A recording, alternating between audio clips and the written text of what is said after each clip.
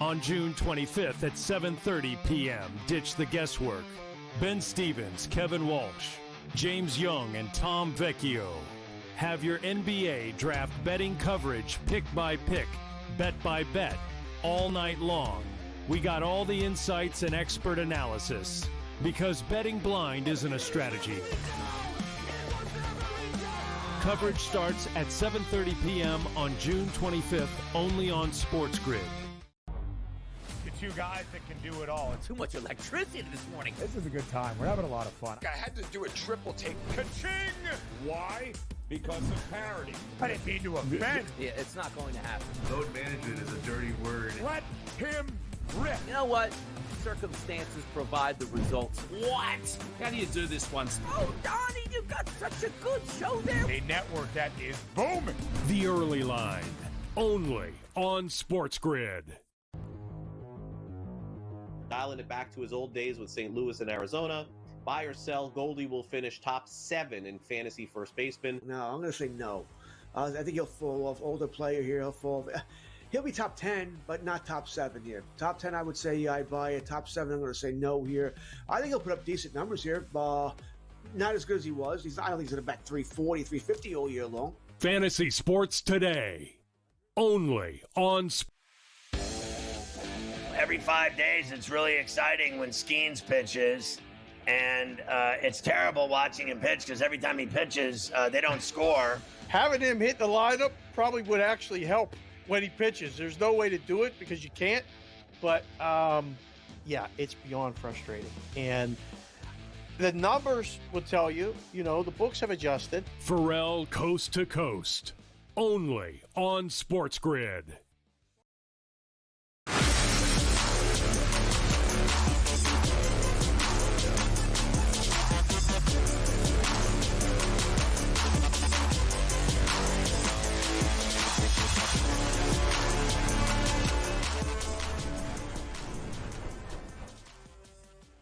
Our SportsGrid draft special here for the 2025 NBA draft rolls on after the NBA draft lottery with the final half of night number 1. 16th overall, the Blazers traded earlier in the night. The Memphis Grizzlies move up to get Cedric Coward with the 11th overall pick. Portland now drafting at 16th overall.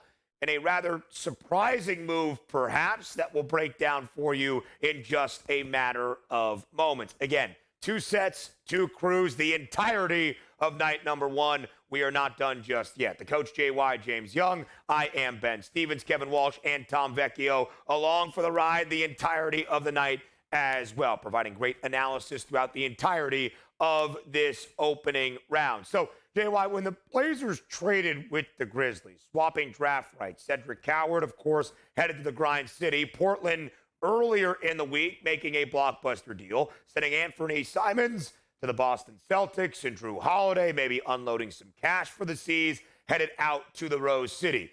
What do we expect Portland to do here at 16th overall? Well, Portland may take a swing. Whether it's a swing and a miss or a swing and a base hit or home run, it's about to be seen. But Portland, obviously, moving on from Anthony Simons, has obviously a floor general and Drew Holiday. Maybe only going to play another year or two. Shaden Sharp is still there. Dominic Klingon is there. Scoot Henderson is there. So to me, you're probably looking at front court help because I think you're probably still set at the guard spot because you basically had a log jam of guards and you traded one for another. So look for probably front court help. As we get deeper here into the opening round, one thing we haven't really hit on much, only 106 entrants into this 2025 NBA draft, our fewest in a decade dating back to 2015, and only 27 of them young international prospects declaring early. We've only seen one true international guy that did not play collegiately in Noah Essengay make his way at 12th overall to Chicago. And here's another one. The Blazers with the 16th overall pick with a little bit of a shocker. Not sure how high you had this prospect on your draft board, JY, but Yang Han Sun, the 7'2" center from China, is who the Blazers select at 16th overall. How stunned are you by this move that Portland just made? I'm very stunned by this move. I thought this is someone that you can get later in the draft, but this is a guy at 20 years old, 7'2". I mean, he is big.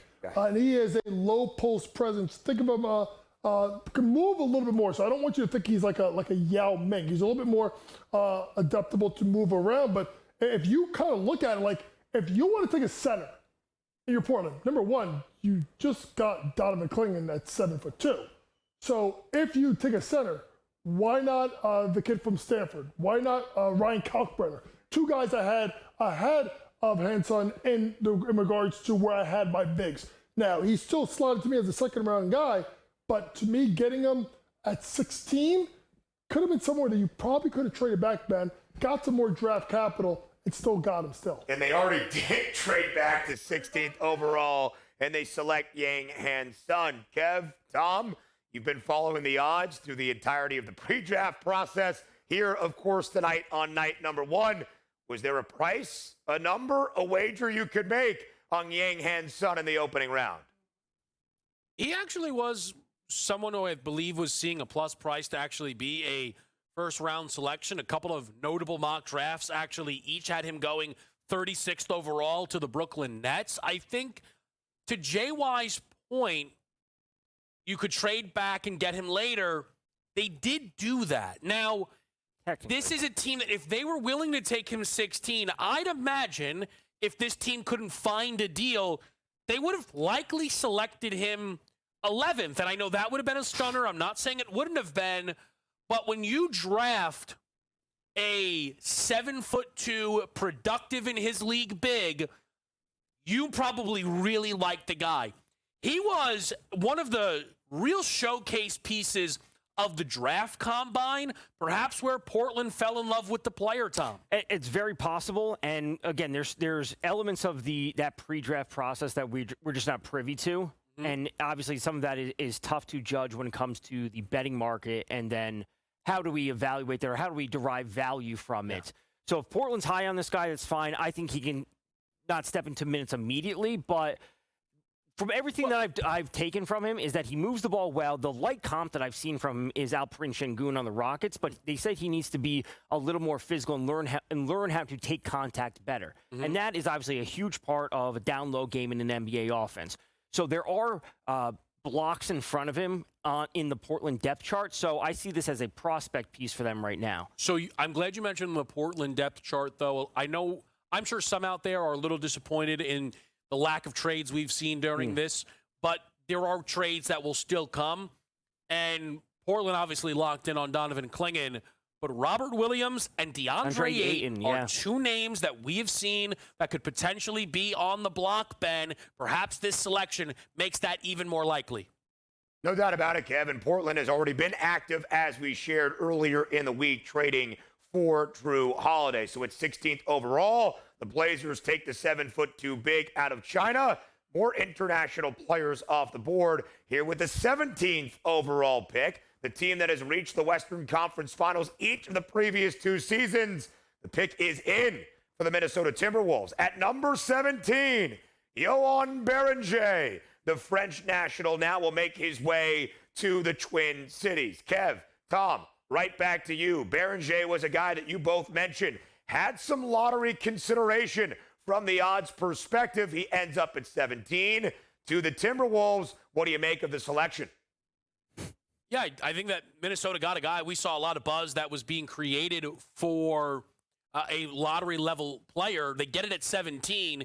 You're going to fall right into Rudy Gobert comps due to the French piece of it, due to both being on the Minnesota Timberwolves. I think it does serve as a legitimate reminder how willing Minnesota was to trade Rudy Gobert just a couple days ago. Gobert was firmly on the block in those Kevin Durant trade discussions, Tom. And the only reason Rudy Gobert isn't a part of the Phoenix Suns center situation is because Kevin Durant didn't want to be a Minnesota Timberwolf. Yeah, so when we bring this all together and when we talk about the Rudy Gobert moves that I still believe will happen at some point. It may not be this summer, may happen during the season. I see this as like we're getting ready for the future because everything about him is he's got shot blocking, lob threat. He can guard the 4 or the 5. He averaged over 2 blocks per 36 minutes if you look at his stats from earlier this season. The offensive skill set is very limited right now, and the low post game is just not there for him. So this is like, we will trade Rudy Gobert. We will free ourselves from this contract. We will bring in another scorer alongside Ant, which is what the Timberwolves need, and we will have a placeholder to take over for Rudy Gobert. It's a Minnesota team that enters with more question marks into free agency than I think their 25, 26 title odds would suggest. Yes. Everyone knows, not a real, exciting free agency class. Who are some of the top names?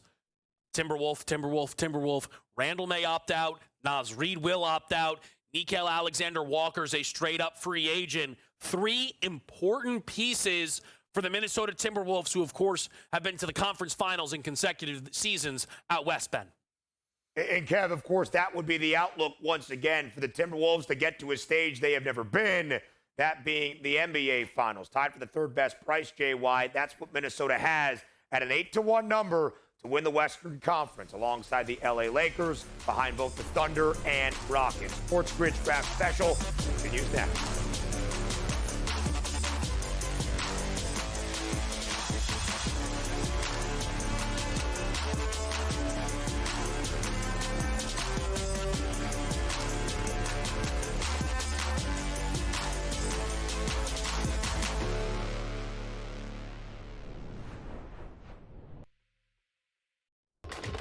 Enter into the magical world of McLuck.com, where even the smallest of spins can win real cash prizes. Adventure into over 1,000 of the best Vegas-style slot games. So what are you waiting for? Unlock your free welcome offer today. Join the fun where winners play and players win. Two guys that can do it all. Too much electricity this morning. This is a good time. We're having a lot of fun. I had to do a triple take. Ka-ching! Why? Because of parity. I didn't mean to offend. Yeah, it's not going to happen. Load management is a dirty word. Let him rip. You know what? Circumstances provide the results. What? How do you do this once? Oh, Donnie, you got such a good show there. A network that is booming. The early line, only on SportsGrid. The game is on. The stakes are high. But the action isn't just on the field. He's rearranging that ring. Get it inside! SportsGrid's in-game live. Your ultimate second screen experience. Just a little flyer, couple of 15.5 point live line. Every prop, every play, every day. Anything can happen. That's complete chaos. It's smarter to be on SportsGrid. We're going to go through every single thing, and I've got a great team behind me that's going to help me get the job done. I want this to be the place that people come to. There is going to be an energy to game time decisions that you will feel night in and night out. We are going to hit every single one of those markets that you need to know about. We will have everything at our disposal, and we will use that to our advantage. There is not going to be a better place, I promise you, than Game Time Decisions. I'm Kevin Walsh. Tune in to Game Time Decisions weekdays on SportsGrid.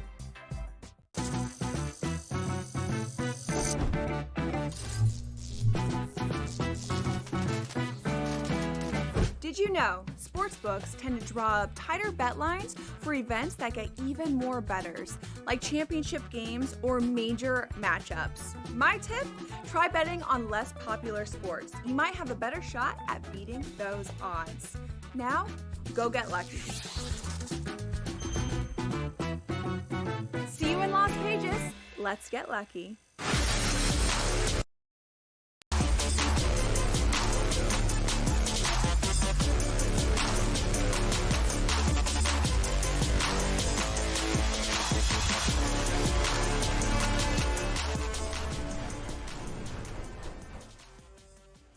We're back live right here on SportsGrid's Draft Special, and boy, are we live. The 2025 NBA Draft continues tonight over across the river inside the Barclays Center in Brooklyn, New York, and we have yet another trade that we just were unveiled, and that is at the 18th overall pick, where the Wizards were on the clock for their second selection of night number one.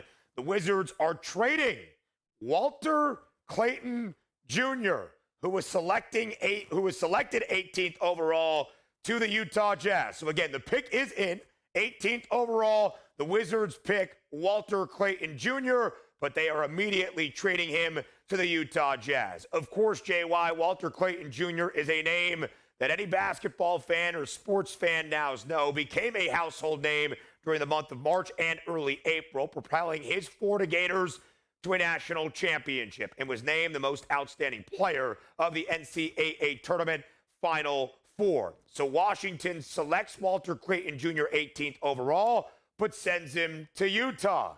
The Jazz now have Ace Bailey and Walter Clayton Jr. tonight. What do you make of the move that Danny Ainge has just made? When you talk about point guards, you know, I had the kid out of France, Nolan Traore, and I had Jace Richardson rated above Walter Clayton Jr. So to me, this is a little bit of a reach of a guy that you could have got later in the first round. But obviously, you know, there's something that Danny Ainge must love about them. It also makes you come to the question about, number one, what are your thoughts on Keontae George? So he just drafted a couple of years ago at the point out of Baylor.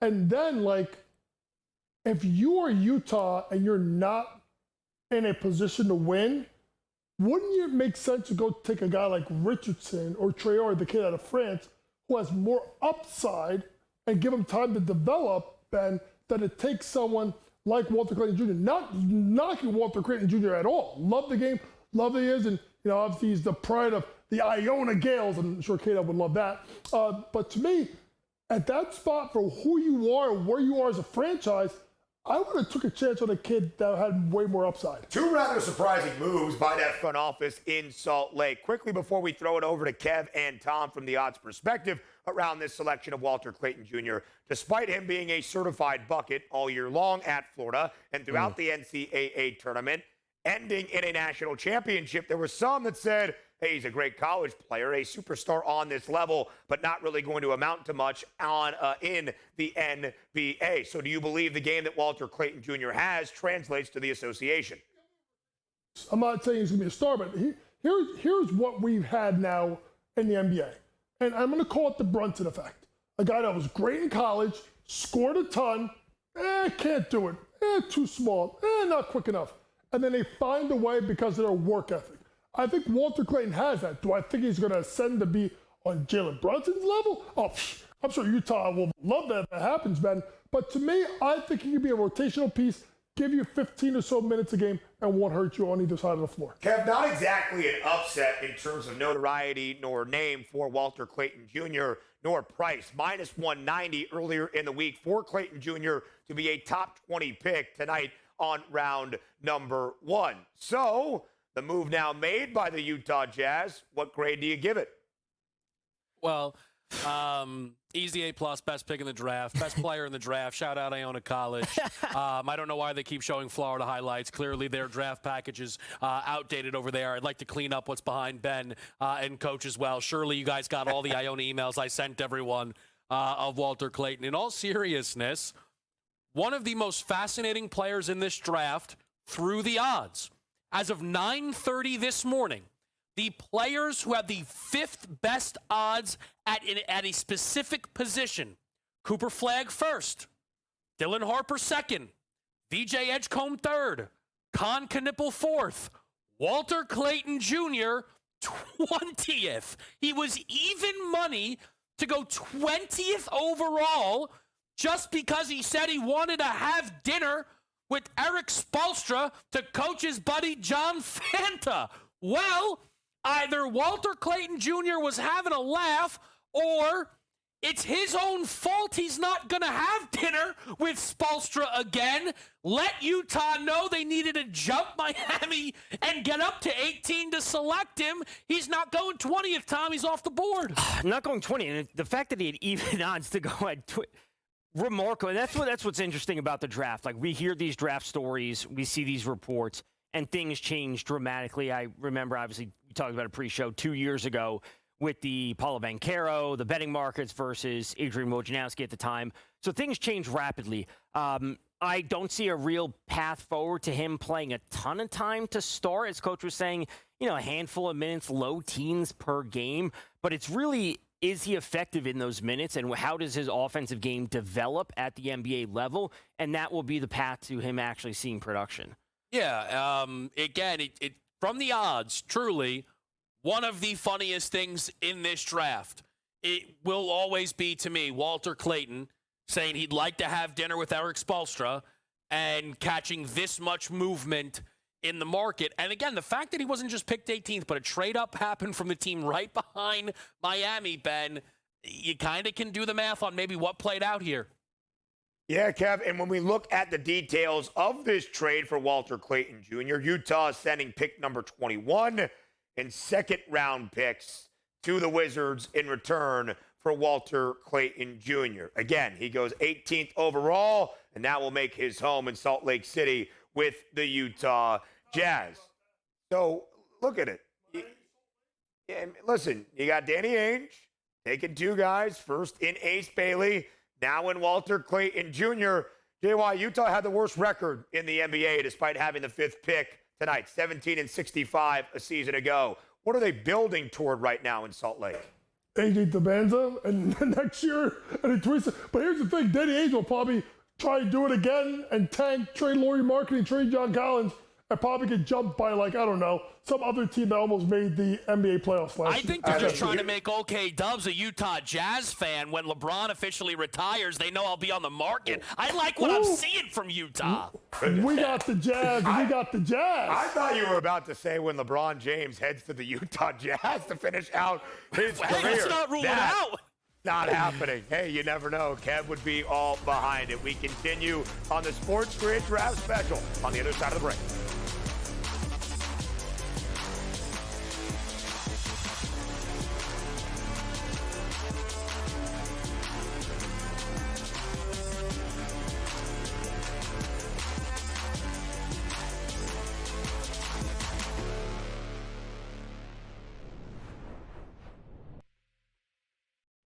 On June 25th at 7:30 p.m., ditch the guesswork. Ben Stevens, Kevin Walsh, James Young, and Tom Vecchio have your NBA draft betting coverage pick by pick, bet by bet, all night long. We got all the insights and expert analysis because betting blind isn't a strategy. Coverage starts at 7:30 p.m. on June 25th, only on SportsGrid. Two guys that can do it all. Too much electricity this morning. This is a good time. We're having a lot of fun. I had to do a triple take. Ka-ching! Why? Because of parity. I didn't mean to offend. Yeah, it's not going to happen. Load management is a dirty word. Let him rip. You know what? Circumstances provide the results. What? How do you do this one? Oh, Donnie, you got such a good show there. A network that is booming. The Early Line, only on SportsGrid. Dialing it back to his old days with St. Louis and Arizona. Buy or sell, Goldie will finish top 7 in fantasy first baseman. No, I'm going to say no. I think he'll fall off. Older player here, he'll be top 10, but not top 7 here. Top 10, I would say I buy it. Top 7, I'm going to say no here. I think he'll put up decent numbers here. Not as good as he was. I don't think he's going to bat 340, 350 all year long. Fantasy Sports Today, only on Every 5 days, it's really exciting when Skeens pitches, and it's terrible watching him pitch because every time he pitches, they don't score. Having him hit the lineup probably would actually help when he pitches. There's no way to do it because you can't, but yeah, it's beyond frustrating. And the numbers will tell you, the books have adjusted. Pharrell Coast to Coast, only on SportsGrid.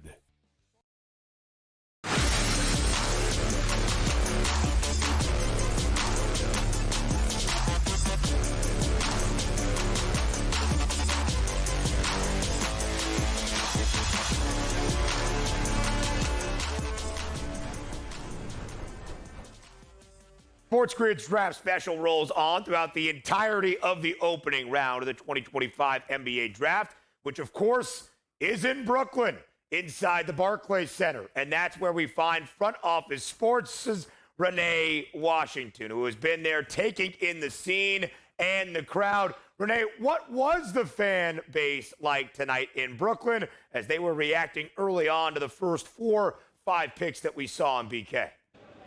Thanks, guys. And I want to take you back to the start of tonight's NBA draft, because when the Dallas Mavericks were announced to be on the clock, the crowd poured down in boos. Plenty of fans clearly upset they won that number 1 pick despite the 1.8% chance in the draft lottery. But once Cooper Flagg's name was announced, the crowd went wild, as expected, and Cooper Flagg actually spoke to the fans here at Barclays Center, saying how he's just so excited for this surreal moment. It's a dream that he's always had since he was a kid, and now he's ready to keep his head down, grind, and stay humble and get to work. And then when we had number 2 pick go in Dylan Harper, the New Jersey native clearly had a lot of Rutgers fans in attendance. A whole section stood up with a standing ovation. Plenty of red was there as he became the highest drafted player out of Rutgers at that number 2 spot. And also for the son of 5-time NBA champ Ron Harper, Dylan Harper actually had the crowd going wild every time his name was mentioned tonight throughout the Barclays Center. But the surprise for me was VJ Edgecombe going 3rd, because he actually took time to go around and shake the hands and greet every other prospect that was sitting around him. He met with pretty much everybody before he even took the stage.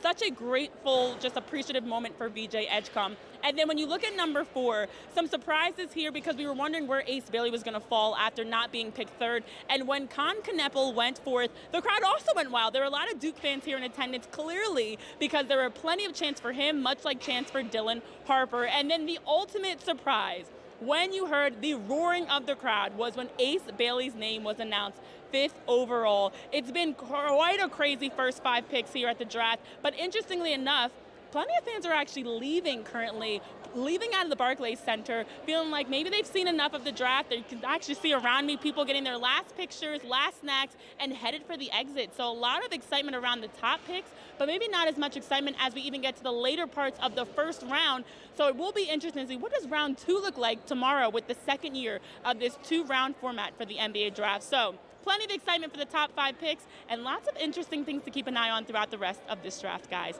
Back to you. Renee, thank you very much. We appreciate your time live from the Barclays Center in Brooklyn. We hope some fans are sticking around because the hometown team now on the clock, the Brooklyn Nets, with the 19th overall pick. They're second so far on night number 1. They're second of a scheduled 5. The pick is now in with the 19th overall selection in the 2025 NBA draft. The Nets select Nolan Traore, the French guard who now will play in Brooklyn. JY, we'll get your thoughts on the prospect in just a moment.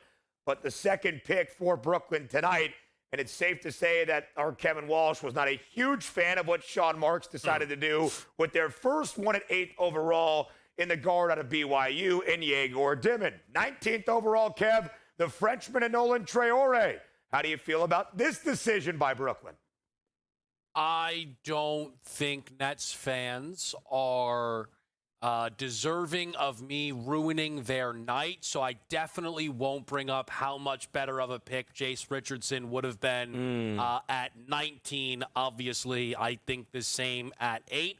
I will say this is much closer to the projected Nolan Traore range and over-under draft position, Tom, of 21.5. Cashes to the under. Yeah, cash to the under. I would have liked to see them go Yaxionis from Illinois. I think that would have been a good spot as well. International flair to the Nets pick so far. The speed that he has, I think, is good. The ball handling is something that they can use. And again, it's more about where does he fit in the offense alongside now Demon and Cam Thomas and Cam Johnson. But how long will the Cams be staying there before they enter a full-on rebuild and look towards next year's draft? Yeah, I mean, Brooklyn is one of the more bizarre teams in the league in that there, again, is not really a pillar piece within their roster, yet they find themselves connected to star players in potential trade situations like Giannis Antetokounmpo, though the thing that they have most often going for them is a ton of draft capital. The thought tonight would be 5 picks. They'll trade a few to move up in this draft. So far, Ben, they've just stood where they were and picked at both selections. Yeah, Kev, we thought they might try to package all of those 5 or 3 of 5 or 4 of 5 to make a big splash. Inyegor Dimon, Nolan Traore. We're into the 20s of the first round next.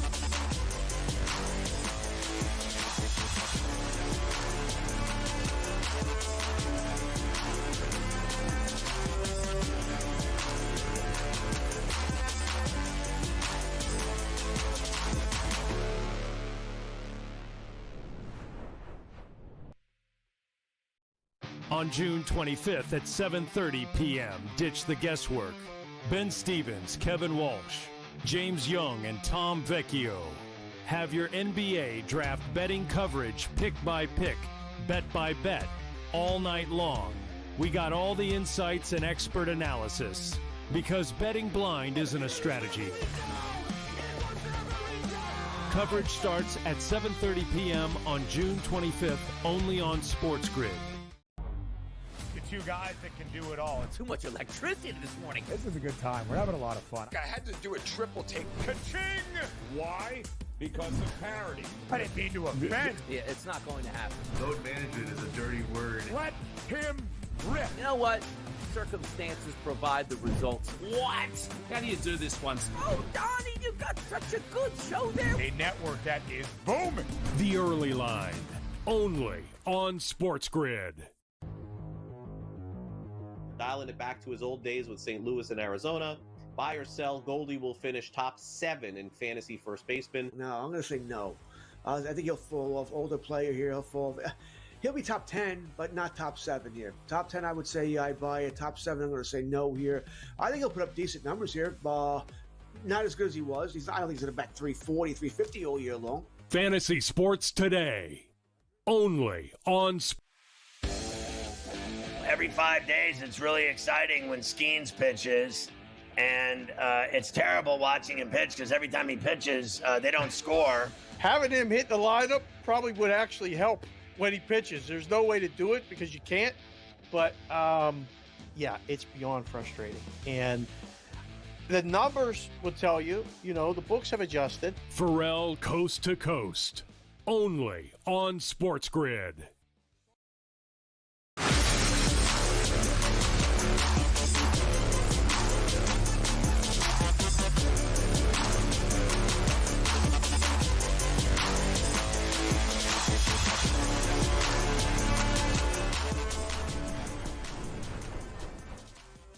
Welcome back to SportsGrid's Draft Special, live right here throughout the entirety of night number 1 and round number 1 of the 2025 NBA Draft. He is JY James Young. I am Ben Stevens, Kevin Walsh, and Tom Vecchio here as well. We are now into the 20s. In fact, 20th overall, where the Miami Heat are now on the clock. And the pick is now officially in with the 20th overall selection of the 2025 NBA Draft. The slide has stopped for the Illinois guard, Kasparas Giacochonis, who now will play his basketball in South Beach. 20th overall, the Heat pick KJ, as he is affectionately known in Champaign. So, JY, this was a guy in Giacochonis that throughout his year playing for Brad Underwood and the Illini certainly seemed to be a lottery pick, heck, even top 10 consideration. He falls all the way to 20th overall, but ends up in a situation in Miami. How good news of this is this for Giacochonis, and conversely also for the Miami Heat? I think it's great news for both. I mean, listen, you don't want to slide. He's going to cost us some money, but he steps into a situation where Miami needs a playmaker, a floor general, someone that can get them in the offense. And I think that is what Giacochonis brings to the table. He could go ahead and get Bam the ball. He can get Khalil Ware on lobs. He can get Tyler Hero shots. And then when he's open, he's going to be able to knock down shots. So to me, Giacochonis is a good pickup for Miami.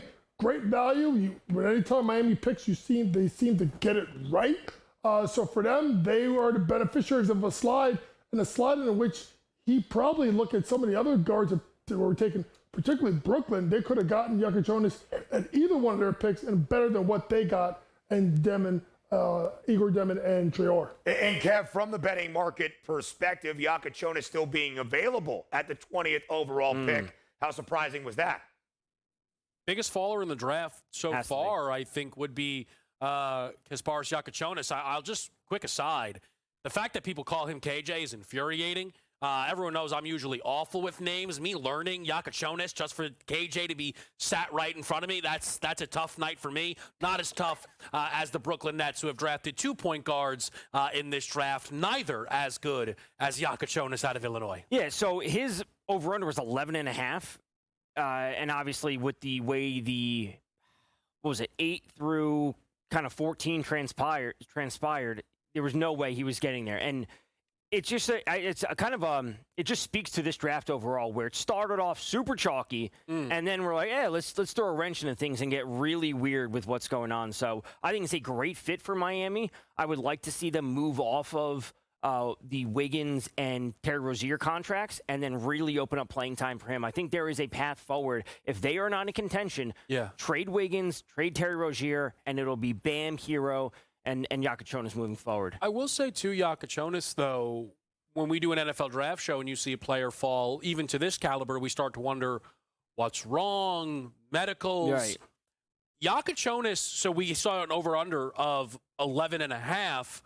Picks 9 through 17 were forwards and centers. Right. Then you have a bit of a guard run with Clayton Jr. and Nolan Traore going in front, but positional need occasionally can dictate how the board is going to be shaped. Now, I think we could also have seen an argument for any one of those teams, arguably, or at least a handful. Memphis could have selected a guard. Minnesota could have selected a 6'6 guard, but those teams went a different position, Ben, and probably the biggest reason Yakachonis slipped in this draft more so than the actual talent and perception of the player.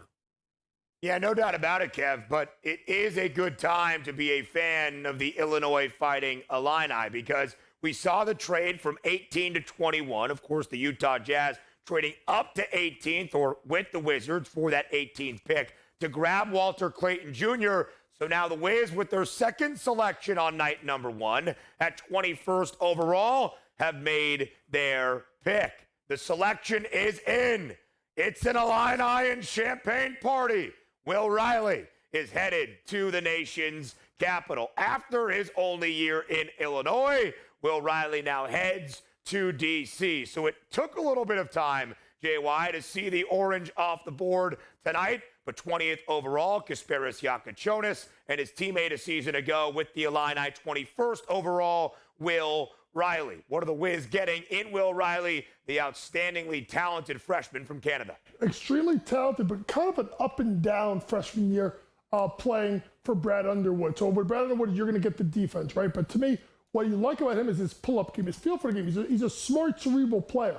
6'7", 6'8", long wingspan, can get his shot off, good guy moving off the ball. So to me, a good pickup here where he is. It was interesting. I felt like earlier before the season, he was slotted higher. And because of his uneven freshman year, he kind of came down, but still good value at 21 for Washington to go get a guy like Will Riley. And then you think about what's going on with them, right? With McCollum, with Middleton. They have $100 million coming off the cap after this year. So let this kid come in, be a backup, learn. Hopefully he hits, goes to the starting lineup at 26. Trey Johnson, of course, was that 6th overall selection by the Wiz earlier on tonight in night number 1. Kev, what was the parlay like for back-to-back Illini players? Minus 155 here on night number 1? Oh, I don't know if you're messing around or not, but there has to be a better or two out there livid. We had odds for Malawach Knipple back-to-back at around plus 190. We had odds for Harper and Bailey back-to-back at like plus 500. And there was a 9-1 Riley Yakachonis market, which was the Bulls to draft both of them, not for them to go back-to-back, which ends up somehow a winner.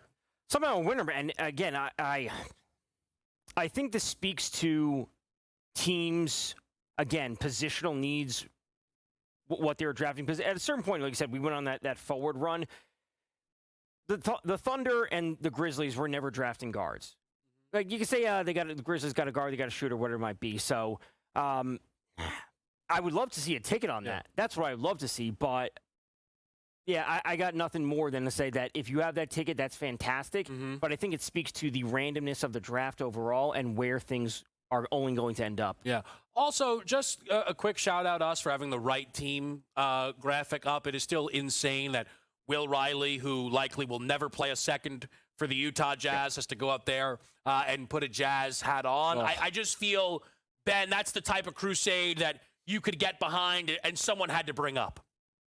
Yeah, no doubt about it, Kev. It is absolutely ridiculous. It also makes our jobs a little bit more difficult to break down those details. Trading of rights.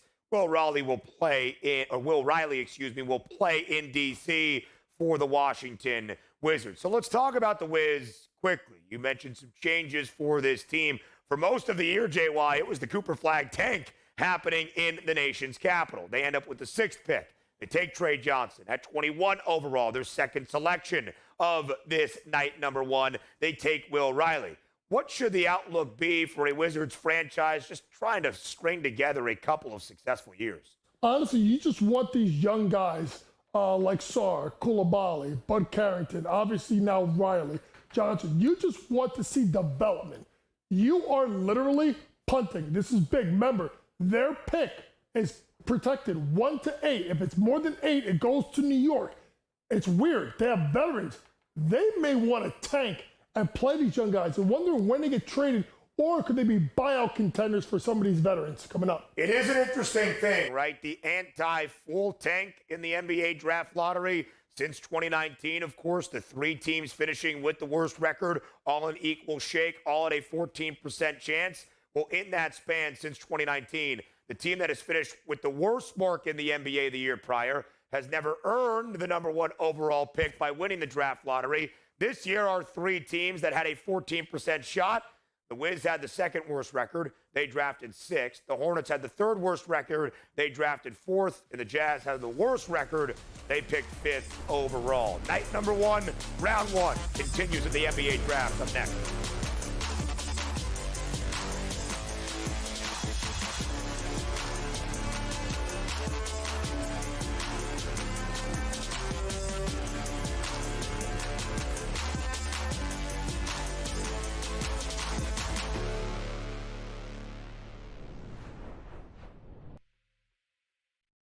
On June 25th at 7:30 p.m., ditch the guesswork. Ben Stevens, Kevin Walsh, James Young, and Tom Vecchio have your NBA draft betting coverage pick by pick, bet by bet, all night long. We got all the insights and expert analysis because betting blind isn't a strategy. Coverage starts at 7:30 p.m. on June 25th, only on SportsGrid. 2 guys that can do it all. Too much electricity this morning. This is a good time. We're having a lot of fun. I had to do a triple take. Ka-ching! Why?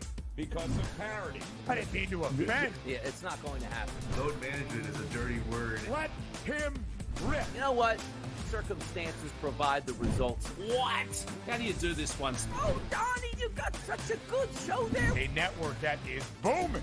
The Early Line, only on SportsGrid. Dialing it back to his old days with St. Louis and Arizona.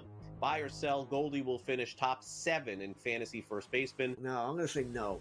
I think he'll fall off. Older player here, he'll be top 10, but not top 7 here. Top 10, I would say I buy it. Top 7, I'm going to say no here. I think he'll put up decent numbers here. Not as good as he was. I don't think he's going to bat 340, 350 all year long. Fantasy Sports Today, only on Every 5 days, it's really exciting when Skeens pitches, and it's terrible watching him pitch because every time he pitches, they don't score. Having him hit the lineup probably would actually help when he pitches. There's no way to do it because you can't, but yeah, it's beyond frustrating. And the numbers will tell you, the books have adjusted. Pharrell Coast to Coast, only on SportsGrid.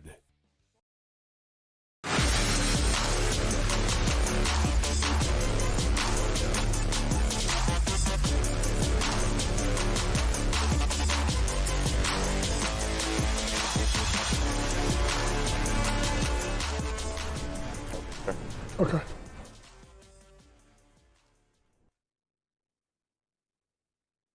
Live right here on SportsGrid's draft special as we continue on. And would you look at that? Who's on the clock once again? With their third of 5 first-round picks, the Brooklyn Nets at number 22 overall are on the clock. Say it's been an interesting draft so far for Brooklyn's front office, led by GM Sean Marks, would be a kind word to use about how this night has played out for the hometown team in front of their home crowd inside the Barclays Center. But at 8th overall, the point guard out of BYU, Yegor Dimon. At 19th overall, just a few selections ago, JY, the guard from France, in Nolan Traore. So what are we going to see, if you have any idea, what the Nets are going to do here at 22? I have no flipping idea what they're going to do. I just hope it is not an international point guard, because I may lose it. Maybe Asen Newell, the power forward out of Georgia. Yeah. You got to address the front court at some point here, because you got 2 point guards. You have Cam Thomas, who I do believe will return. Maybe you move off of Cam Johnson. So to me, it's either center. I wouldn't go get Maxime Renard or Kalkbrenner this high. I could probably get him in my next pick. So maybe Asen Newell out of Georgia would be the pick I would look at right now. Number 22 overall, Kev and Tom. Third pick of the night for the hometown team in Brooklyn. What do you guys think the Nets are going to do?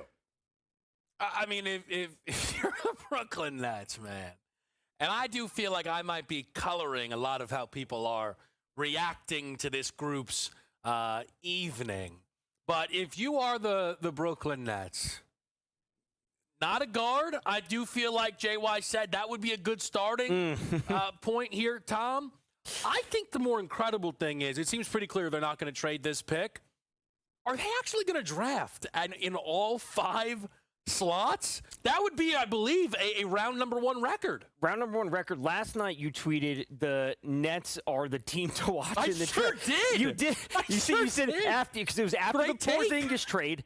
It was after the Porzingis trade, and you said the Nets are the team to watch. Now, the team to watch, we would have liked to have thought, we're going to, as Ben, as you were alluding to, we're going to get 3 picks, and they're going to trade them to get a player. They're a team to watch maybe for a different reason, and we're not sure if that's a great reason as of now.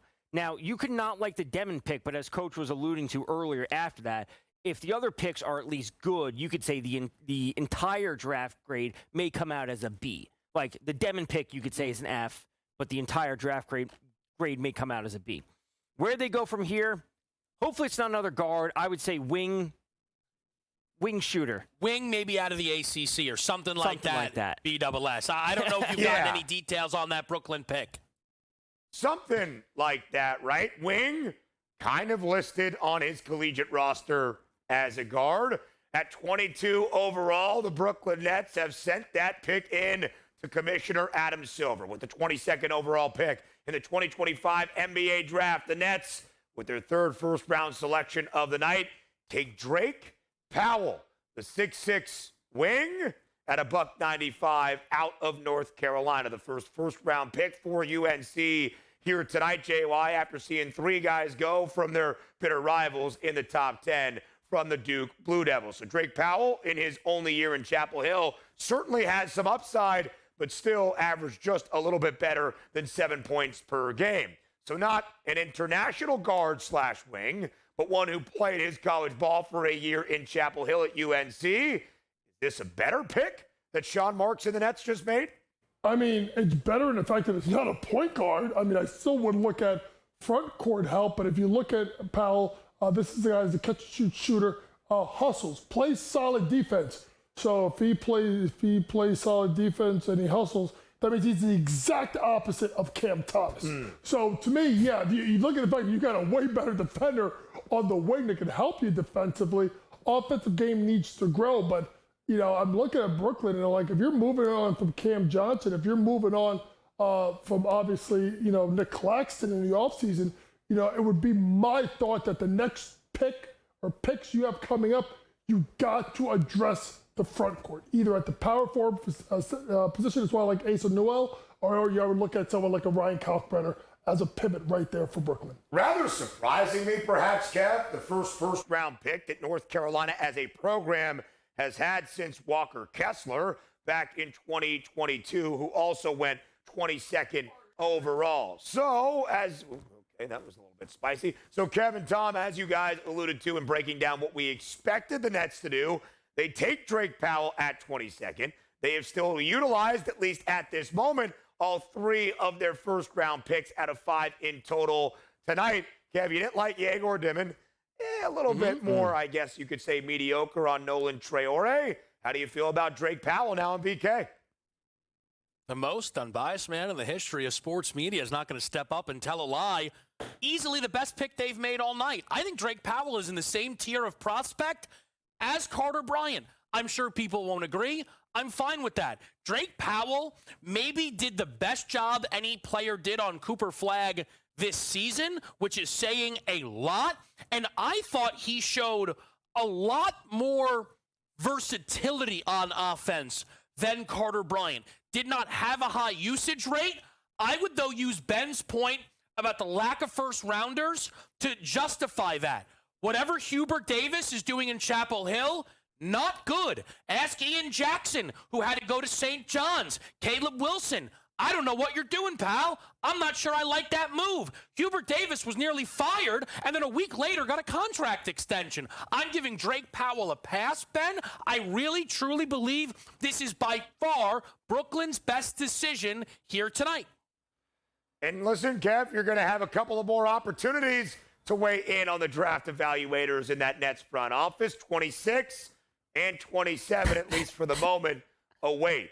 Is Brooklyn really going to use all 5 first-round picks on this Wednesday evening in B? That would be disappointing for all that we expected in terms of flurries and trades. Well, I guess. And speaking of trades, by the way, the Hawks were originally slated to draft 13th overall. They moved back to number 23 in a deal for the Pelicans, who sent a ton to the A to draft Derek Queen. But what is Atlanta going to do at number 23? The Hawks on the clock next.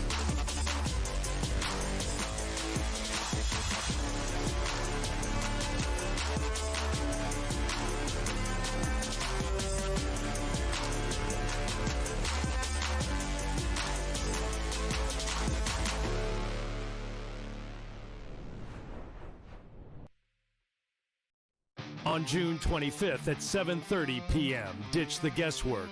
Ben Stevens, Kevin Walsh, James Young, and Tom Vecchio have your NBA draft betting coverage pick by pick, bet by bet, all night long. We got all the insights and expert analysis because betting blind isn't a strategy.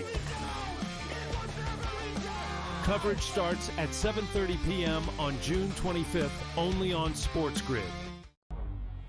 2 guys that can do it all. It's Too much electricity this morning. This is a good time. We're having a lot of fun. I had to do a triple take. Ka-ching! Why? Because of parity. I didn't mean to offend. Yeah, it's not going to happen. Load management is a dirty word. Let him rip. You know what? Circumstances provide the results. What? How do you do this one? Oh, Donnie, you got such a good show there. A network that is booming. The Early Line, only on SportsGrid. Dialing it back to his old days with St. Louis and Arizona. Buy or sell, Goldie will finish top 7 in fantasy first baseman. No, I'm going to say no.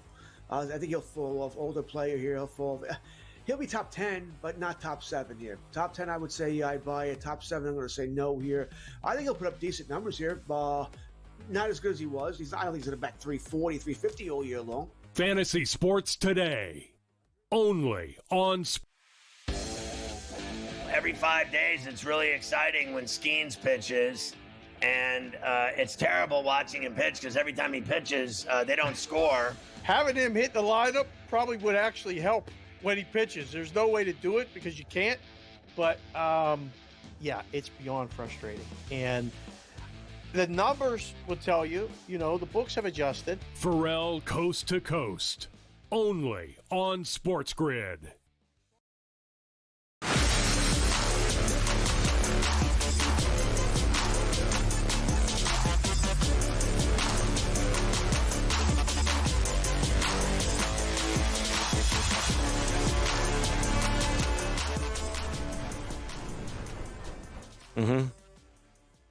We are nearing the end of the opening round on the opening night of the 2025 NBA Draft. That's the coach, JY, James Young. I am Ben Stevens. Pick number 23 on the clock in a deal earlier tonight that allowed the New Orleans Pelicans to trade back up into the back end of the lottery to select Derek Queen 13th overall. They sent a ton of assets to the Atlanta Hawks and tonight's 23rd overall pick. JY, the pick is now in at number 23 overall. The Atlanta Hawks select the big man out of Georgia. He's not going far from Athens to Atlanta. That would be Asa Newell. 6'11", JY, a towering figure for the Bulldogs during 2024-25. Averaged more than 15 points and close to 7 boards for Mike White and UGA a season ago. First freshman to lead Georgia in both rebounding and scoring since the late 90s. So Asa Newell now heads to Atlanta. He might be there in the front court alongside Kristaps Porzingis, who was traded for earlier this week. What grade do you give the Hawks pick here of Asa Newell at 23? I give it a solid B for where they got him at 23. When you look at Asa Newell, his ability to score inside, rugged, defender, hustler, 6'9". He's a perfect depth piece for a team that's trying to compete, Ben, this upcoming season, because he could back up, probably too small to be a backup 5 unless he's in certain lineups, in situations where it's playing against a smaller 5 or what we call a stretch 5, but mainly a backup 4. So now we're looking at backing up Porzingis and Jalen Johnson. I think it's a good pick for them. If you want to look at a comparison, maybe like a Precious Achiuwa, where Precious is a 4 athletic defender inside, but you can put him as a small ball 5, Ben, based on matchups. People might forget, last year the first overall pick, Zachary Rizache, plays for the Atlanta Hawks. So Kev and Tom, when you look at this addition for Atlanta in Asa Newell with that 23rd overall pick, and you guys look at Atlanta's outlook for 2025-26, this upcoming NBA campaign, what does Newell add to this Hawks organization? Tom, you're a big value guy. Do you think that there could be some juice on this group? I do. Yesterday, I believe the Hawks were 50-1 to win the East. Okay. Before the Porzingis trade, I don't know what that is after today. 33 right now. 33-1. Okay. I think that's a fine number, but I like as coaches are alluding to, I like the depth that they have. Trey, Dyson Daniels, Rizache, Jalen Johnson, now Porzingis, Onyeka Okongwu. Like, they have some pieces to put it together. Now, there is injuries last year, bringing in Porzingis. Can they get it to work? But I think that this is a team, like, once win totals come out, I think the Hawks would be an interesting win total team. Yeah, I would say for Newell, getting to play with Trae Young as a legitimate lob threat is one of the best possible things. Also, I love the fact happen. that he's from Georgia, played in Georgia, now playing for the Hawks. That's just fun. Yeah, right. The Falcons did that a little bit when they got Jalen Walker in the NFL draft, so the Hawks kind of doing a similar thing here. I think there is that community vibe. I think there is some connectiveness to all of that there, and the Hawks are a team that could use some good vibes. I think it's a pick that reinforces why this team traded for Kristaps and was excited to, because Newell fits so well next to Kristaps Porzingis. And again, not that Newell will start. That's not on the board, but those minutes together, I think you'll see they're going to have a really nice offensive rating in the minutes that those two are sharing the floor. I also think, Ben, the fact that on a night like this, when the Hawks make picks or decisions, we're discussing their status in the East. Even that is just a ginormous win for a team that last year got knocked out of the play-in by an 8-game under 500 Miami Heat team that then no-showed the first round of the postseason. And all the Hawks have known, Kev, basically the last 3 years, is that play-in tournament, hoping for more, of course, in 2025-26. You see the team behind us on this screen, not the team that was originally scheduled to draft 24th overall. That was supposed to be the second pick of night one for the reigning NBA champs in the Oklahoma City Thunder, but the Thunder are trading that 24th overall pick to the Sacramento Kings, who at number 24 overall, JY, are taking Nick Clifford out of Colorado State. This is a prospect that I know you are very, very high on. Quickly, scale of 1 to 10, what do you give the move for the Kings? 10. Love him. Josh Hart 2.0, position versatility. This is going to be huge. We'll continue the breakdown in our next hour. But, JY, tell all the people just how much you love the Kings drafting Nick Clifford as we head to the break in the 11 p.m. hour. Yeah, we're still having fun. Thumbs up. See you in a minute.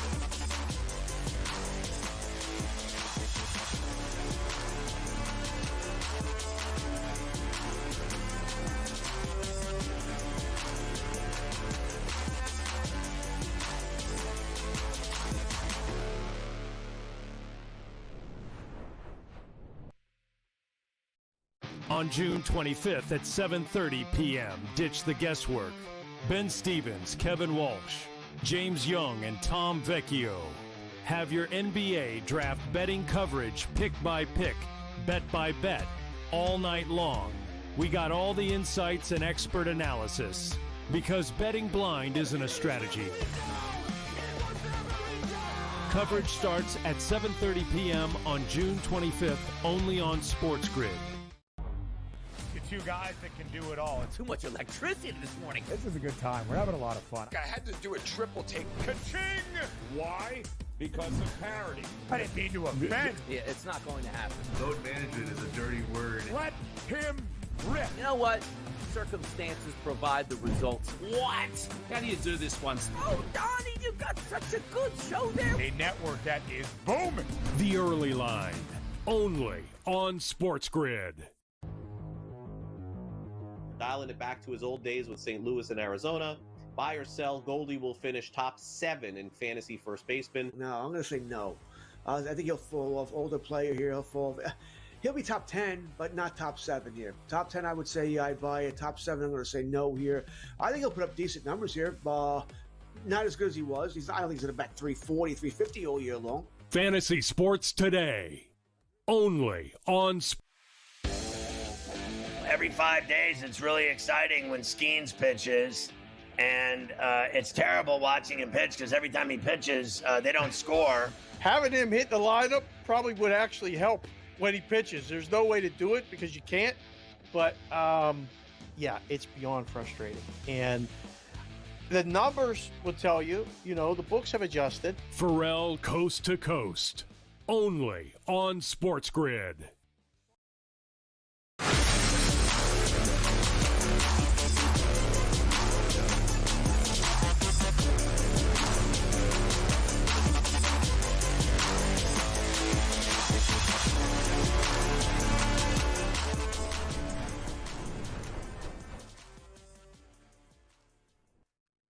Live right here as we continue rolling on SportsGrid's draft special. That is the coach, JY James Young. I am Ben Stevens, Kevin Walsh, and Tom Vecchio here as well. We promised the entirety of night number 1, round number 1, and that's what we delivered. 25th overall, the Orlando Magic on the clock. The Magic already busy making moves earlier this summer, trading for Desmond Bane. We'll talk about Orlando's outlook for this upcoming season in the up-in-the-air Eastern Conference.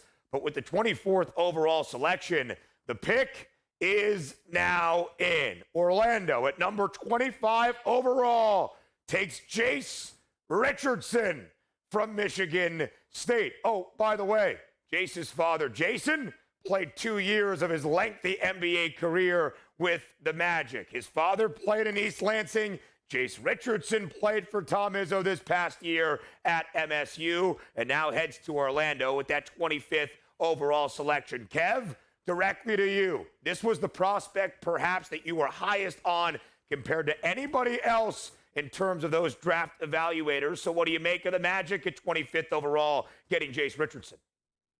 A+++++. You got to be kidding me.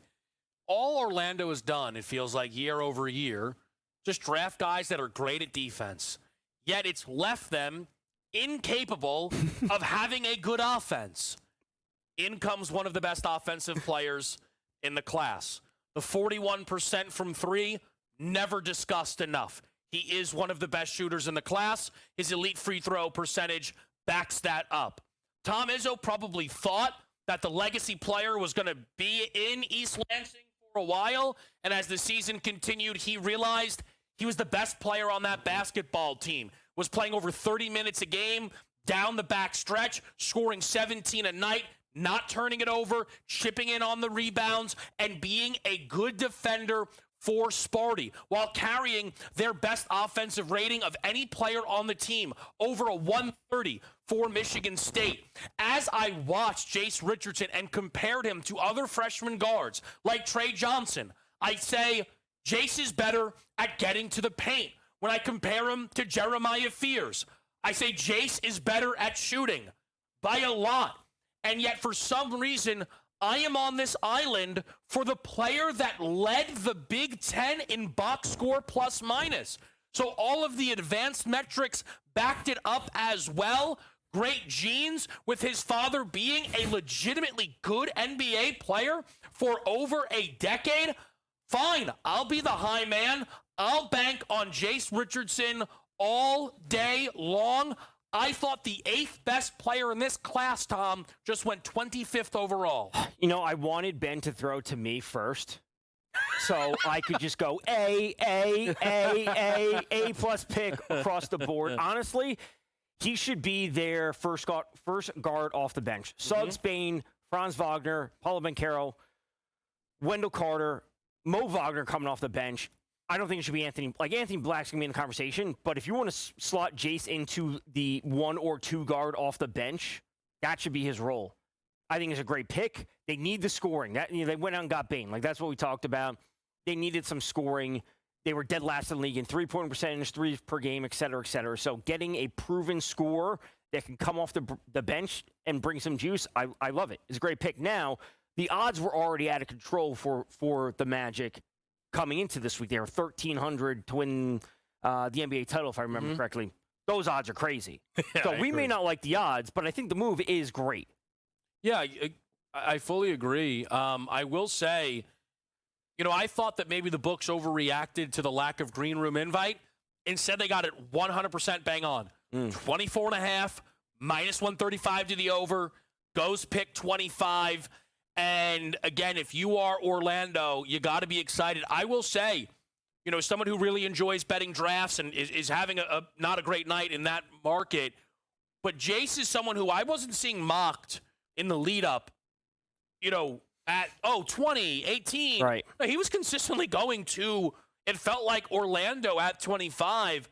I just thought all of this seemingly was an overreaction to the lack of green room invite.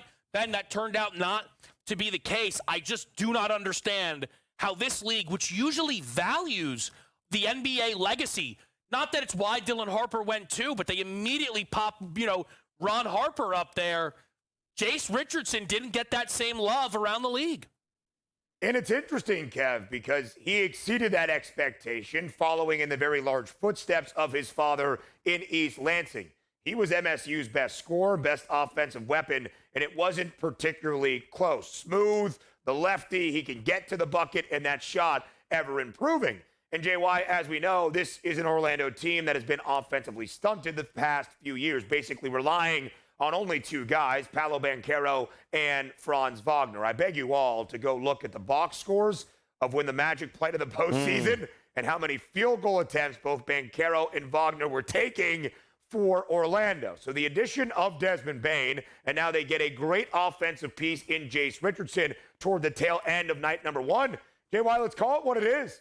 The Eastern Conference is very up in the air entering next season, whether because of significant injuries to star players or teams that should be good that don't have a head coach at the moment. Orlando has the 3rd best price to win the Eastern Conference crown at plus 420. Will the drafting of Jace Richardson help them do that? Yes, it will. And I think what you're going to see is if you're Orlando, you can now play multiple different ways. So if you go with a starting backcourt of, let's say, Jalen Suggs and Desmond Bain, and then obviously you could go with 2 point guards in the backcourt. In the backup, you could go with Anthony Black and obviously Jace Richardson. You can actually put Jace Richardson off the ball and put him in that second side, kind of the way that Dallas used Luka and Brunson together. But here's why I think it's really interesting, because now if I'm Jamal Mosley, what I'm going to do is late in game, I'm going offense-defense. If I need offense and punch, I'm sorry, I'm not going to rely on Jalen Suggs. I'm going to put Jace Richardson in there because he's ability to shoot the ball from three, but also create, along with Desmond Bane. I'm going to put him in any kind of lineup in which I want to generate points quickly, and then I can quickly sub him out and go with Jalen Suggs for defense. So what this does is his depth and allows Mosley to move his guys around in the pieces. And Jamal Mosley, again, I thought, until the injuries fall off the wagon, I thought that he was a candidate to be Coach of the Year this past year. Absolutely so. The Magic have earned some playoff pedigree, now trying to take that leap moving forward into this season. Kevin Walsh, basketball savant, odds sharp. Is the price on Orlando at plus 420, third best number in the Eastern Conference, justified entering this next NBA season? You set me up. I got to say negative things about the team that just took Jace Richardson. No, the odds are completely unjustifiable.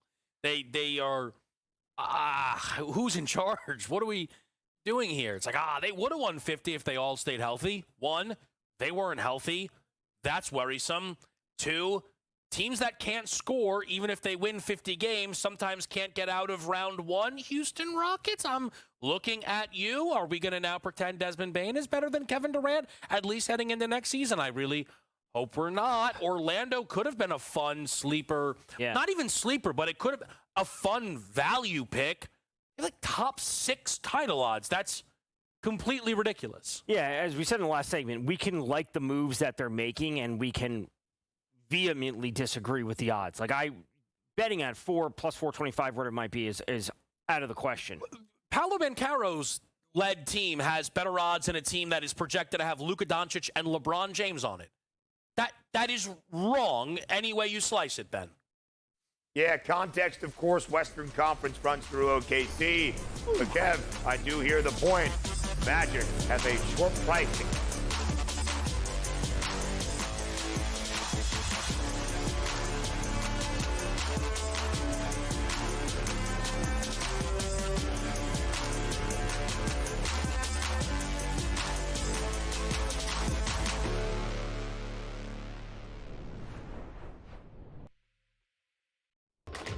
Enter into the magical world of McLuck.com, where even the smallest of spins can win real cash prizes. Adventure into over 1,000 of the best Vegas-style slot games. So what are you waiting for? Unlock your free welcome offer today. Join the fun where winners play and players win. Two guys that can do it all. Too much electricity this morning. This is a good time. We're having a lot of fun. I had to do a triple take. Ka-ching! Why? Because of parity. I didn't mean to offend. Yeah, it's not going to happen. Load management is a dirty word. Let him rip. You know what? Circumstances provide the results. What? How do you do this one? Oh, Donnie, you got such a good show there. A network that is booming. The early line, only on SportsGrid. The game is on. The stakes are high. But the action isn't just on the field. He's rearranging that ring. Get it inside! SportsGrid's in-game live. Your ultimate second screen experience. Just a little flyer, couple of 15.5-point live line. Every prop, every play, every day. Anything can happen. That's complete chaos. It's smarter to be on SportsGrid. We're going to go through every single thing, and I've got a great team behind me that's going to help me get the job done. I want this to be the place that people come to. There is going to be an energy to game time decisions that you will feel night in and night out. We are going to hit every single one of those markets that you need to know about. We will have everything at our disposal, and we will use that to our advantage. There is not going to be a better place, I promise you, than Game Time Decisions. I'm Kevin Walsh. Tune in to Game Time Decisions weekdays on SportsGrid.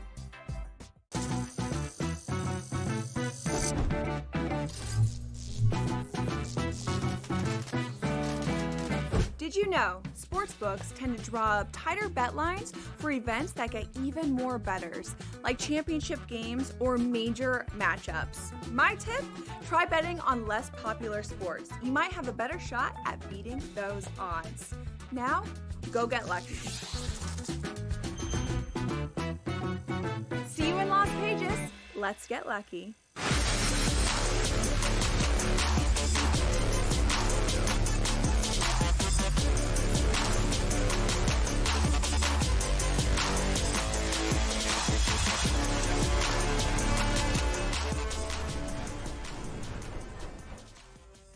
The Brooklyn Nets on the clock with their 4th pick of 5 in tonight's opening round in front of the home crowd. And as you can see behind us here in our studio, that 4th pick is in at 26th overall. It's another international guard. Sean Marks has a type with the 26th overall selection in the 2025 NBA draft.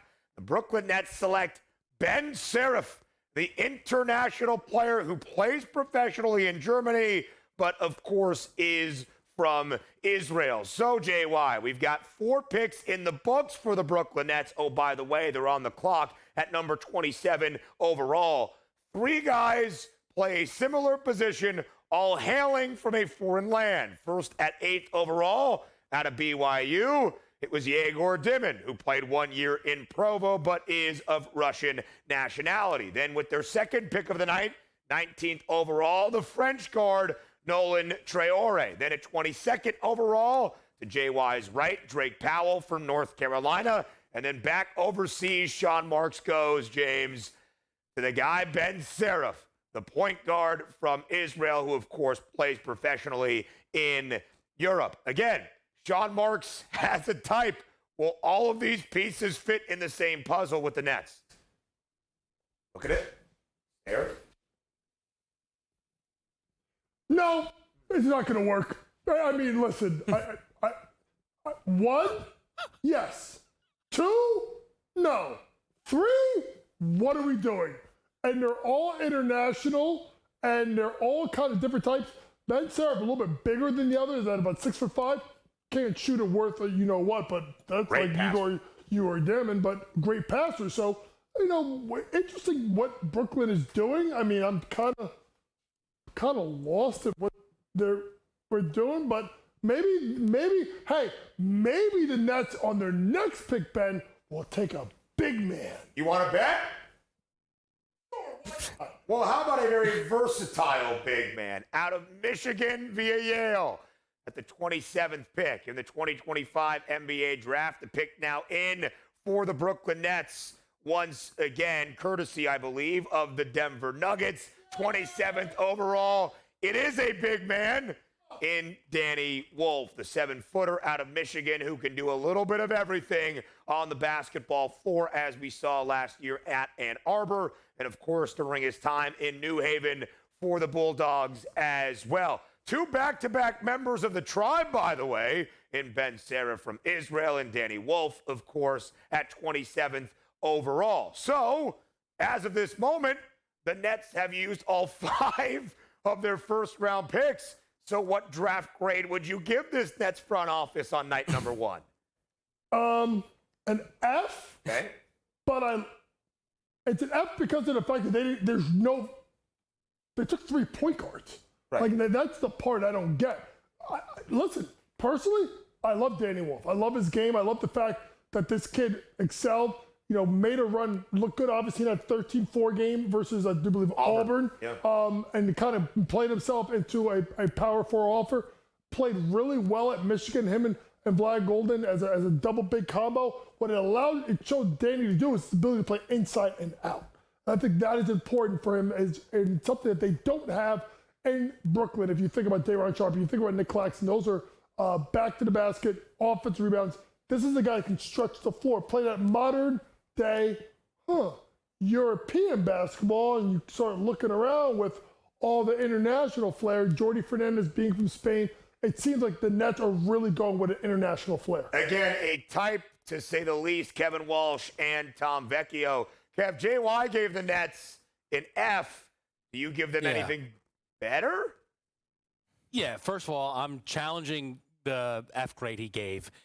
He sneaky liked Igor Dimin until I bullied him into not liking Dimin, and he's obsessed with Danny Wolf. So I'm challenging that grade immediately. I'm also challenging that they only took 3 point guards. Throw the flag. The entire selling point of Danny Wolf is that he's like a 7-foot point guard. So what are you timing out, Coach?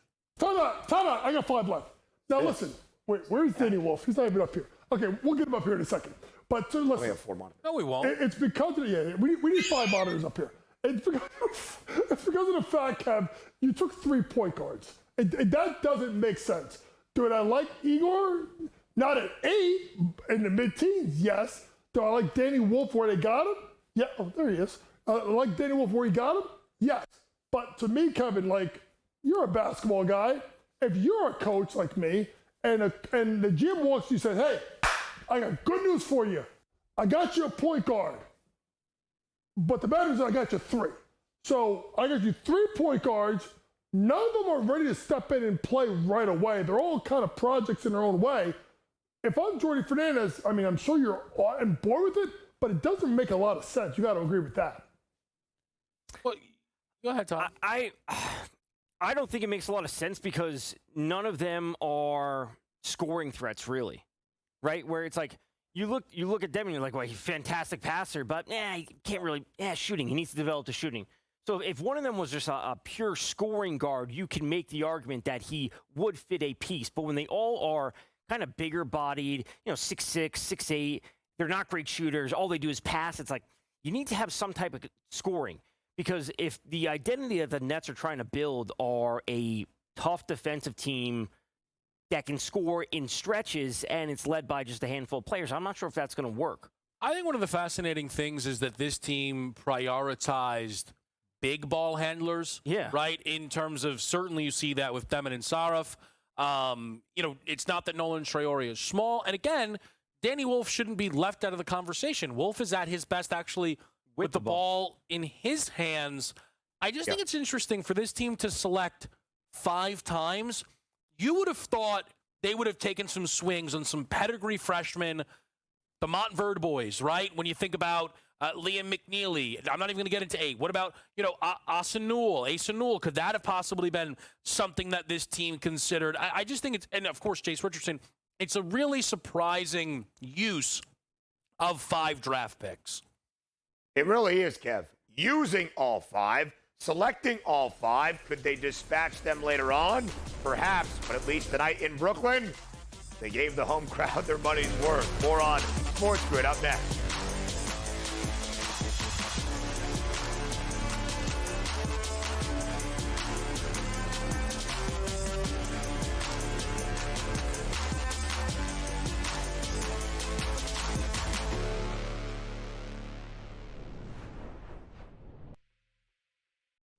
On June 25th at 7:30 p.m., ditch the guesswork.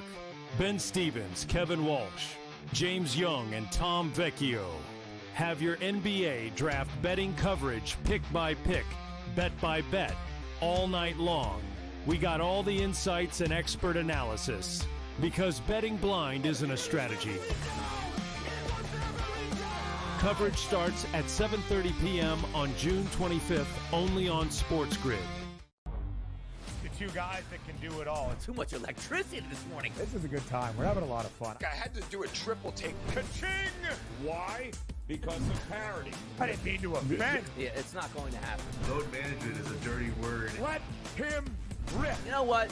Circumstances provide the results. What? How do you do this one? Oh, Donnie, you got such a good show there. A network that is booming. The Early Line, only on SportsGrid. Dialing it back to his old days with St. Louis and Arizona. Buy or sell, Goldie will finish top 7 in fantasy first baseman. No, I'm going to say no. I think he'll fall off. Older player here, he'll be top 10, but not top 7 here. Top 10, I would say I'd buy it. Top 7, I'm going to say no here. I think he'll put up decent numbers here. Not as good as he was. I don't think he's going to bat 340, 350 all year long. Fantasy Sports Today, only on Every 5 days, it's really exciting when Skeens pitches, and it's terrible watching him pitch because every time he pitches, they don't score. Having him hit the lineup probably would actually help when he pitches. There's no way to do it because you can't, but it's beyond frustrating. And the numbers will tell you, the books have adjusted. Pharrell Coast to Coast, only on SportsGrid.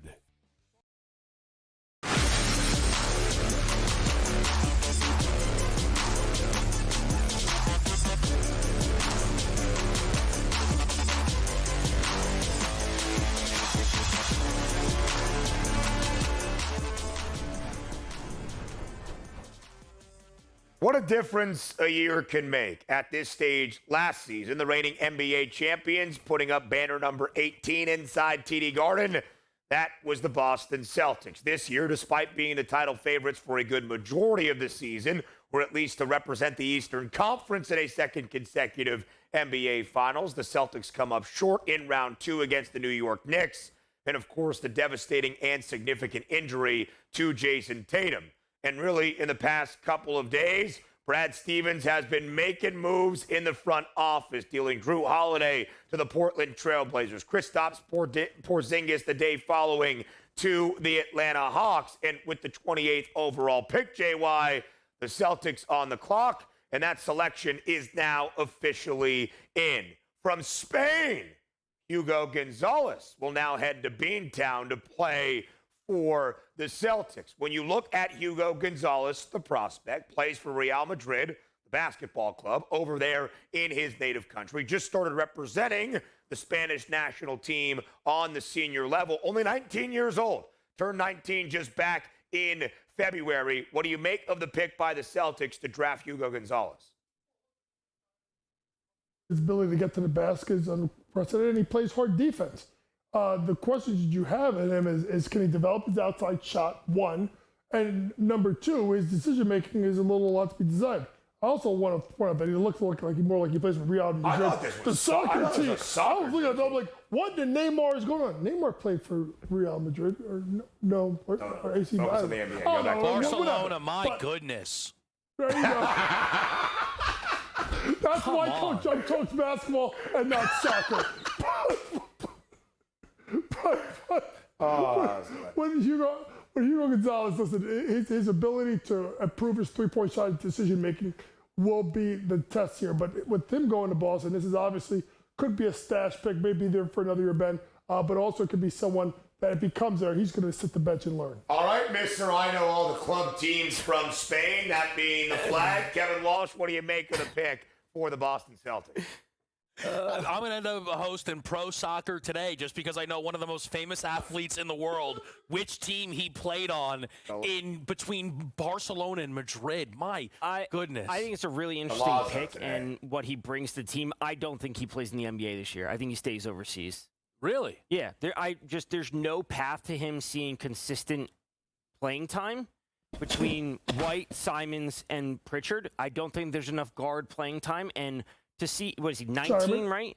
He's 19 and just about 19 and a half. There's no path to him playing. So I actually, one, am not fully convinced that you have a situation where Boston is done trading. I don't fully believe that, right? And I know obviously that would then, I would also just say Hugo Gonzalez had a ton of hype as a prospect. But Real Madrid, the basketball club, is a good one, and it's not always as easy to get minutes if you're not Luka Doncic. That's why Igor Demon went to BYU in order to give himself that playing time. I actually think there's a fascinating conversation to be had about the route Hugo went and the route Demon went. Again, it's not like, look at the Demon numbers. They're not good. But he got to play, and he flashed the passing. He gets drafted 8th. Hugo, who I think had more pedigree a year ago than Demon, can't crack the rotation as easily and ends up going 28. But this is the stuff that we talk about. You're Hugo Gonzalez. You end up with the Boston Celtics organization. That's a thumbs up to me, Ben. Yeah, and it really is, Kev, a good look for Hugo Gonzalez to make his way to Beantown. Of course, a lot of changes happening right now for the C's. And to your point, Kev, we'll see how this reshaped roster for Boston shapes out next year and if Hugo Gonzalez can get a couple of looks. 29th overall because of the earlier deal tonight. The Charlotte Hornets trading big man Mark Williams to the Phoenix Suns. In return, the Suns setting back pick number 29 this year and a 2029 first rounder. Charlotte on the clock. The pick is in. Stand up 2023-24 Montverde Academy, because with the 29th overall pick out of the UConn, Liam McNeely now heading to Charlotte. JY, quick thoughts on this. The two players the Hornets drafted on night one. Con Knipple 4th overall, Liam McNeely at number 29. Shooter! shooter, surrounds himself with shooters, should be able to step in and get some minutes. Yeah, absolutely so. A lot to like in the Queen City for the Hornets. McNeely, a lot of hype, injured at times during his only year in stores. We'll continue our reaction. We start to tie a bow on our SportsGrid draft special next.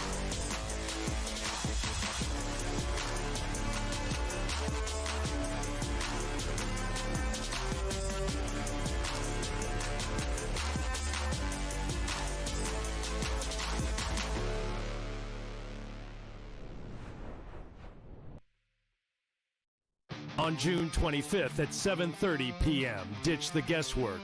Ben Stevens, Kevin Walsh, James Young, and Tom Vecchio have your NBA draft betting coverage pick by pick, bet by bet, all night long. We got all the insights and expert analysis because betting blind isn't a strategy. Coverage starts at 7:30 p.m. on June 25th, only on SportsGrid. Two guys that can do it all. Too much electricity this morning. This is a good time. We're having a lot of fun. I had to do a triple take. Ka-ching! Why? Because of parity. I didn't mean to offend. Yeah, it's not going to happen. Load management is a dirty word. Let him rip. You know what? Circumstances provide the results. What? How do you do this one? Oh, Donnie, you got such a good show there. A network that is booming. The Early Line, only on SportsGrid. Dialing it back to his old days with St. Louis and Arizona. Buy or sell, Goldie will finish top 7 in fantasy first baseman. No, I'm going to say no. I think he'll fall off. Older player here, he'll be top 10, but not top 7 here. Top 10, I would say I buy it. Top 7, I'm going to say no here. I think he'll put up decent numbers here. Not as good as he was. I don't think he's going to bat 340, 350 all year long. Fantasy Sports Today, only on Every 5 days, it's really exciting when Skeens pitches, and it's terrible watching him pitch because every time he pitches, they don't score. Having him hit the lineup probably would actually help when he pitches. There's no way to do it because you can't. But, yeah, it's beyond frustrating. And the numbers will tell you, the books have adjusted. Pharrell Coast to Coast, only on SportsGrid.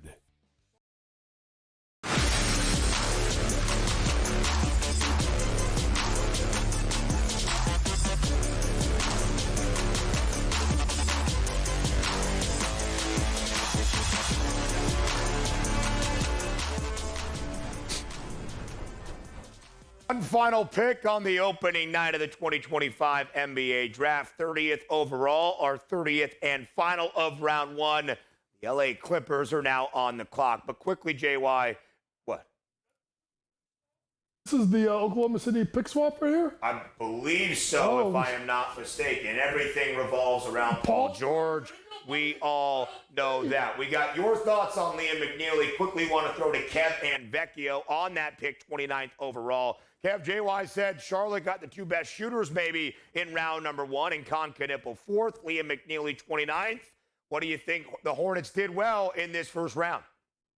Well, I think for Charlotte, you did get one of the fallers all in all in Liam McNeely there, Tom. His draft over-under was more so would this guy be a top 20 pick. They stopped him from sliding in at round number 1. Stopped him from sliding in, and sometimes you just got to take best player available, and I think that is largely what this is. But, my immediate reaction is, I almost want to say, like, we're going to see the same Hornets that we've seen the last few years where they could score 130 points. They may give up 150, but they're going to shoot, right? They're going to shoot, and, there's a path to them. Just we got a bunch of young guys. They're going to score. They're going to get up and down, and we'll wherever the chips fall, we'll pick them up, and we'll go from there next year. Yeah, I don't think Charlotte has come away where this draft will be the primary reason someone makes the case that they are in on that group to make a postseason push. It would be about the guys that were already on the roster if they were to make that case.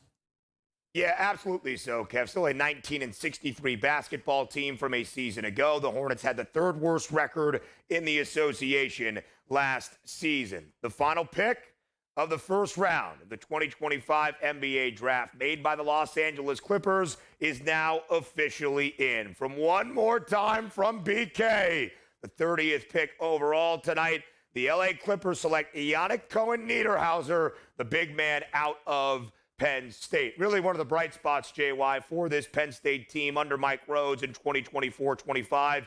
You could argue maybe the sole bright spot this year in State College. A big that presents a ton of talent. What do we think Niederhauser is going to do as he makes the move to the next level now with the Clips? I think it's a good spot for him, backing up on center like Ibaka Zubac, who I thought should have been the most improved player this year. Rugged rebounder, can play around the rim. Really got better playing with Mike Rhodes. Mike Rhodes went there, got off to a good start with Penn State, and then really fell off a cliff during Big Ten during the season. I thought at one point that there was a thought that maybe Penn State was going to make the NCAA tournament, and obviously it went south really, really quick. So this was the bright spot, and this is someone I think in the Clipper, as a backup, there isn't a ton of pressure on him, right?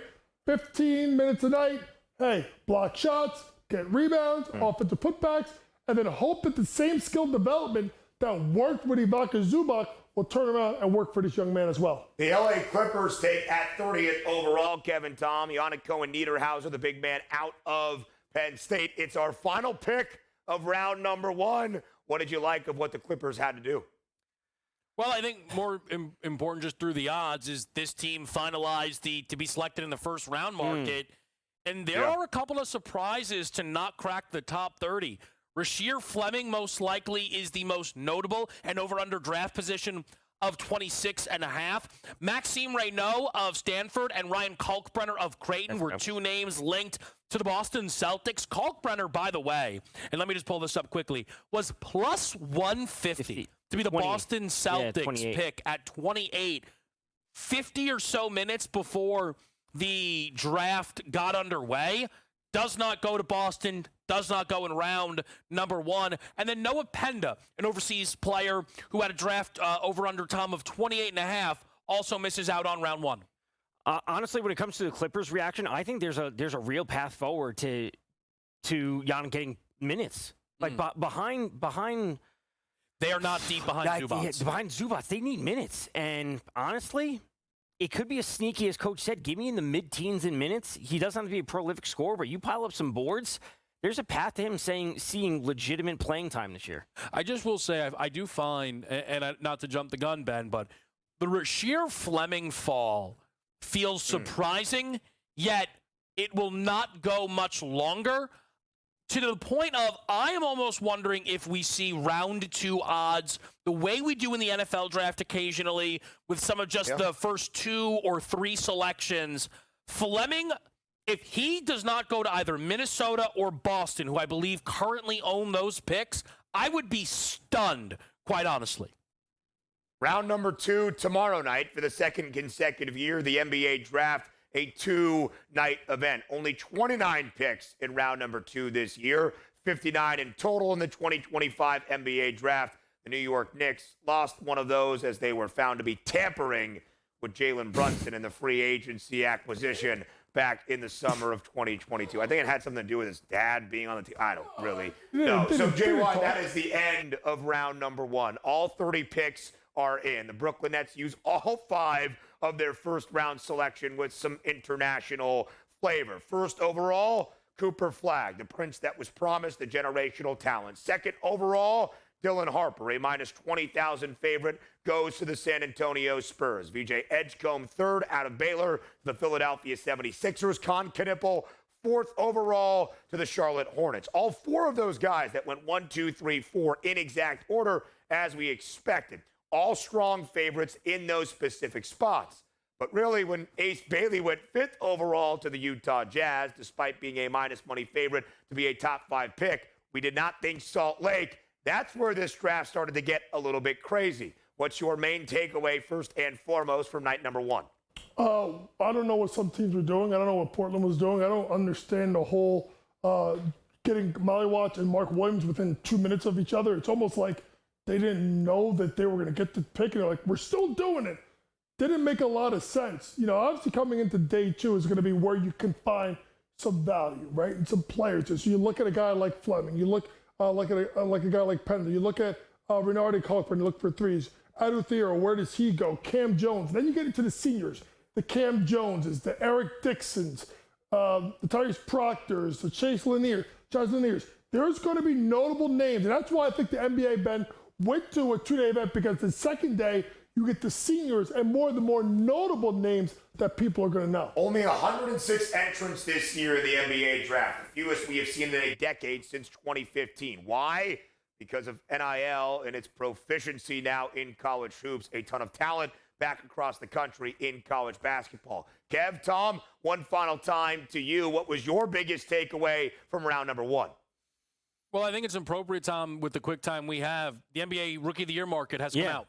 Yeah, Rookie of the Year odds have been posted, at least on FanDuel. I saw ESPN Bet has them up as well. ESPN Bet had Cooper Flagg at -300. Cooper Flagg on FanDuel, at least now, is -170. Trey Johnson is +700. Bailey is 750, and then drops off to Harper at 12-1, and Edgecombe is at 25-1. So those markets are out now. Obviously, that will develop as the summer goes on, and I assume there will be a ton of Cooper Flagg specials that will be posted. But my takeaway is we started off real chalk, and then it got really crazy, and a lot of teams reached, notably the Nets. I would just say from the Rookie of the Year market, one number to watch could be Kasparis Giacochonis, who went to the Miami Heat and may be their starting point guard this season. Flagg is the rightful favorite, but if you're looking for the moment the odds are posted, a 60-1 number on Giacochonis I could see be on the move. Potentially even Cedric Coward, who, remember, Memphis traded up to 11 to get. Maybe they view as a Desmond Bane replacement, an older player, maybe they view as plug and play, Ben.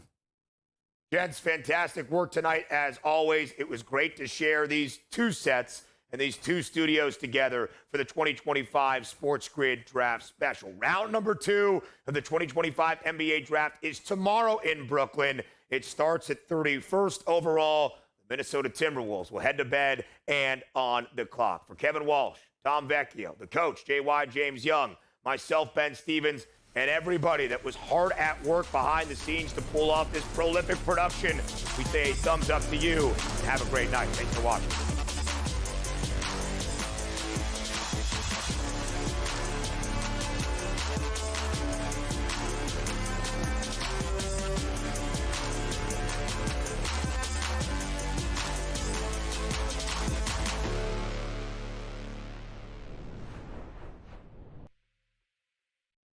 On June 25th at 7:30 p.m., ditch the guesswork. On June 25th at 7:30 p.m., ditch the guesswork. Ben Stevens, Kevin Walsh, James Young, and Tom Vecchio have your NBA draft betting coverage pick by pick, bet by bet, all night long. We got all the insights and expert analysis, because betting blind isn't a strategy. Coverage starts at 7:30 p.m. on June 25th, only on SportsGrid. It was the first time, I think, in Dodgers history that the ballpark was full in the first inning.